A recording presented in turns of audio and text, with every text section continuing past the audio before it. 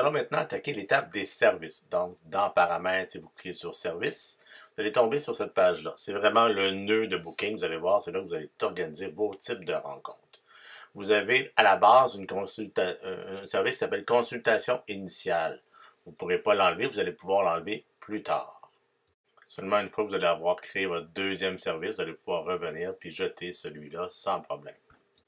Donc, on va cliquer maintenant sur Ajouter un nouveau service. Et puis, on va simplement donner un nom à notre activité. Je vous conseille soirée de parents ou rencontre de parents avec le mois entre parenthèses. Comme ça, vous allez facilement vous retrouver une fois que vous allez vouloir modifier ou reprendre l'année prochaine les mêmes services. On a une description rapide, ça c'est pas essentiel. Ensuite, l'emplacement. On peut mettre, si c'est l'école, l'adresse de l'école, si vous voulez faire des rencontres en présence, écrivez l'adresse de votre école ici, comme ça va être écrit sur votre formulaire que vous allez envoyer aux parents. Donc, l'emplacement à cet endroit. Ensuite, juste en dessous, vous avez ajouté une réunion en ligne. Si vous voulez qu'une réunion Teams soit automatiquement générée pour chaque rencontre, c'est ici. Si vous l'enlevez, vous allez pouvoir faire des rencontres en présence sans problème avec l'aide de Booking. La durée, juste en dessous, ça correspond à le temps que vous voulez donner pour votre rencontre. Donc, vous voulez avoir des rencontres de 15 minutes. On va mettre 15 minutes ici. Les marges. Si vous voulez avoir une pause avant la rencontre ou après la rencontre, donc c'est à vous de déterminer si vous voulez une pause entre chaque rencontre, vous pouvez mettre ça ici sans problème. Prix non fixé, ça ne nous concerne pas. Des notes, ça dépend de ce que vous voulez. Nombre maximal de participants. Donc, c'est si vous voulez avoir des plages horaires qui s'ouvrent à plus qu'une personne. Donc, si vous mettez 3, par exemple, il va y avoir 3 personnes qui vont pouvoir s'inscrire avant que cette plage horaire-là ferme. Donc, 3 inscriptions et ça ferme ensuite. Les rencontres de parents, habituellement, c'est 1 à 1, donc on va laisser ça à 1. Juste en dessous, vous avez l'option à activer ou pas, c'est d'autoriser les clients à gérer leur rendez-vous. Donc, ils vont pouvoir, une fois, ils peuvent prendre rendez-vous, et s'ils ne sont pas contents 2 jours plus tard, parce qu'ils veulent l'associer à une autre rencontre, par exemple, ils vont pouvoir aller modifier eux-mêmes leur rencontre. Ensuite, si on remonte en haut, juste à ajouter un service, vous avez 2 options. Le premier, je vous le propose de le décocher, donc de le désactiver. C'est pour, dans la page de réservation, on peut faire une stratégie de planification en ligne par défaut. Et cette stratégie-là va s'appliquer à tous nos services. Donc, nous, on ne veut pas ça. Je vous propose de le désactiver, contrairement à ce qu'on voit à l'écran. Et l'option de publication, ça, on va l'activer. Ça va faire que ce service-là va se retrouver, qu'on va pouvoir le republier dans nos formulaires qu'on va envoyer à nos parents. Ensuite, on va aller voir les options de disponibilité qui sont juste en dessous. Donc, on va aller personnaliser cette option-là. Faites attention, c'est ici que vous allez voir, tout est grisé si vous avez activé la stratégie de planification par défaut. Donc, si on enlève ça, on va pouvoir aller jouer dans notre stratégie de planification. L'intervalle de temps, ça correspond à ce qu'on va voir dans le formulaire. Comme dans l'exemple qu'on voit ici, dans un formulaire qu'on envoie aux parents, si on regarde les heures qui sont en bas, on voit que mon intervalle de temps est aux 15 minutes. Donc, les parents vont pouvoir choisir une plage horaire à tous les 15 minutes de mon agenda. C'est différent de la durée qu'on a choisie tout à l'heure. La durée, on a mis, par exemple, dans cet exemple-là, ma durée est de 30 minutes. Donc, les rencontres qui vont être choisies vont durer 30 minutes. Mais dans mes intervalles de temps, les parents vont pouvoir choisir dans mon agenda par bloc de 15 minutes. Ça veut dire que s'ils prennent, par exemple, 10h05, bien, la rencontre 10h05 jusqu'à 10h35, les 3 vont s'enlever. Et la prochaine période disponible, ça va être 10h35. Ensuite, nous avons le délai minimal. Donc, jusqu'à combien de temps ils vont pouvoir prendre rendez-vous. Donc, dans l'exemple ici, c'est 24 heures avant notre rencontre. Ils vont pouvoir modifier ou prendre rendez-vous dans mon agenda. Le délai maximal, c'est jusqu'à quand. Donc, si on va mettre 365 jours, ils pourraient prendre rendez-vous longtemps d'avance, mais ça ne nous concerne pas ça ici. Pour les heures de disponibilité. Maintenant, on va voir que ici, il faut dire pas de réservation possible. Donc, première, disponibilité générale. Pas de réservation possible, sauf, là, on va cliquer sur le petit plus, et c'est là qu'on va aller mettre des dates. Donc, moi, je veux faire mes rencontres de parents, par exemple, du 17 novembre au 19 novembre, ben, je vais aller mettre mes 2 dates qui sont là.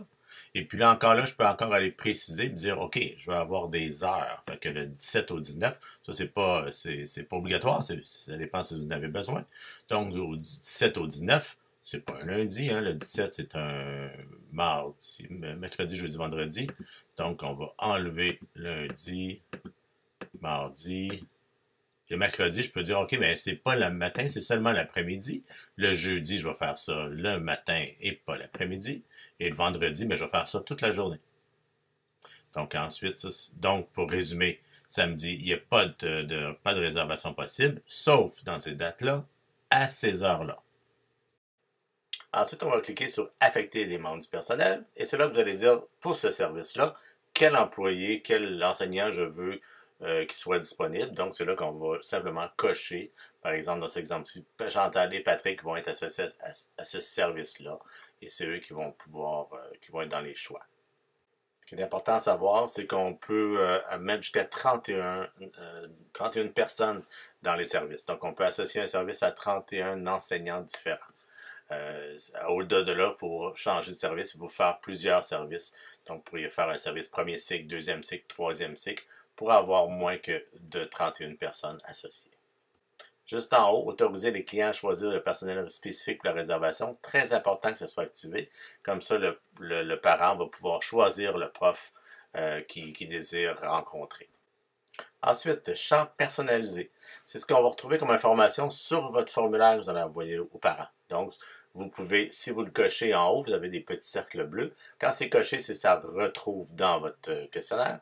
Et juste à côté, c'est obligatoire. Donc, est-ce que vous voulez vraiment que les parents remplissent ce champ-là ou bien c'est optionnel? Donc ici, on va pouvoir adresse, là, dans l'exemple, on donne adresse courriel du parent. Important. Numéro de téléphone, si jamais il y a un problème avec le réseau, vous allez pouvoir les rejoindre par téléphone rapidement. L'adresse peut-être pas nécessaire. Et laissez un espace pour le commentaire s'il y a lieu. Souvent, on va mettre le nom de votre enfant parce que par défaut, on ne voit pas le nom de l'enfant. Donc, on peut ici choisir une nouvelle question. On va prendre question texte et quel est le nom de votre enfant. Et cette question-là, on va pouvoir la sélectionner plus tard pour la mettre dans notre formulaire qu'on envoie aux parents. On peut aussi le modifier après coup sans problème. On peut aller en ajouter des champs personnalisés. Mais on va commencer ça en troisième étape pour être certain de faire notre formulaire comme il faut. Donc ici, vous devriez avoir d'autres champs et puis vous allez pouvoir les activer aussi et les rendre obligatoires à votre goût. Dernière étape pour les services, c'est le rappel et notification. C'est ce qui va être envoyé aux parents. Donc, avertir l'entreprise par courriel, ça, on va l'enlever. Sinon, celui qui a mis son adresse courriel dans les pages de l'entreprise, vous allez recevoir plein de courriels à chaque fois qu'il va y avoir quelque chose qui va se prendre dans Booking. Aussi bien l'enlever. Envoyer une invitation à une réunion au client en plus du courriel de confirmation. Donc, il va recevoir une invitation quand il va elle va être confirmée. Ça c'est bien être activé. Activer les notifications par texto pour votre client. Donc là, s'il a rentré son numéro de téléphone tout à l'heure, mais le parent va pouvoir recevoir un rappel par texto. C'est à vous de décider si ça vous va ou pas. Ensuite, qu'est-ce que dans le courriel de confirmation, qu'est-ce qu'on va retrouver? Vous pourriez rajouter un petit commentaire. Nous avons bien hâte de vous voir. La rencontre de parents est bien planifiée.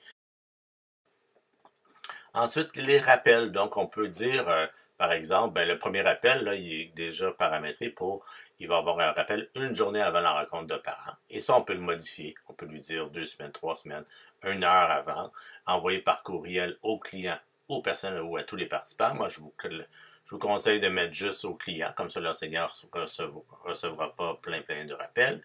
Et un petit mot que vous pouvez encore modifier pour dire nous avons bien hâte de vous voir, votre rencontre est demain, par exemple.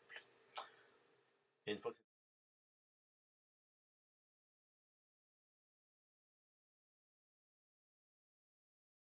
une fois que c'est terminé, on clique sur enregistrer les modifications pour être certain de rien perdre.